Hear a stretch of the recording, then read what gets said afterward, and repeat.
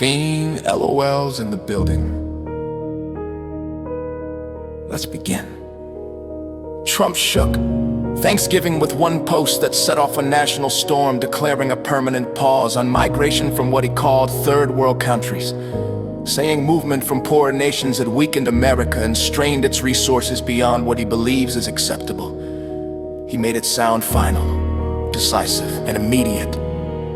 He followed that message by promising to terminate the millions of admissions approved under Biden asylum cases, refugee resettlements, and every type of legal immigration pathway built over the last years. He went further, saying he would revoke legal status from anyone he judged as not contributing or not capable of loving the United States.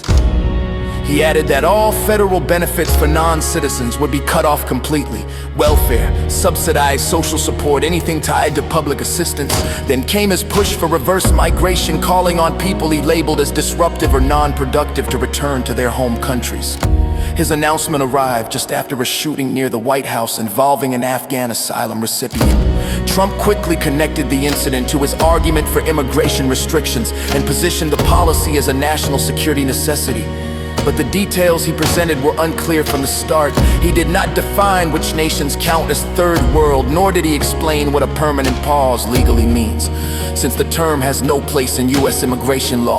Experts said such a proposal would face heavy legal obstacles and cannot be enforced without detailed procedures. There was no clarity on who exactly would be affected, whether new applicants, current visa holders, green card holders, asylum recipients, long-time residents, or all of them at once. Analysts said mass revocations are legally complicated, and every previous attempt at broad bans has ended up tangled in court challenges. Advocacy groups warned of widespread consequences: family separation, blocked refugee protections, loss of safety for vulnerable people, and disruptions across industries that rely on migrant labor. They noted that immigrants historically strengthen the economy more than they burden it.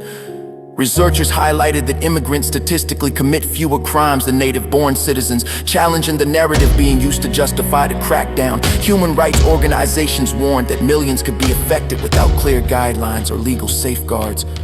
Internationally, the reaction was sharp, with critics saying the proposal would shift U.S. policy into one of the strictest positions seen in years, triggering diplomatic tensions and humanitarian concerns. They emphasized that broad bans without structure can reshape America's global image overnight.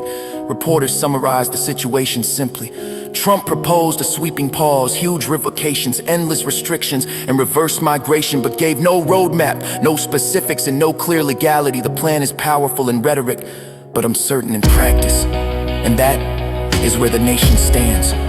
Between strong declarations and unclear outcomes, between political pressure and legal limits, between immigration history and whatever comes next. FAMELOLZS, signing out.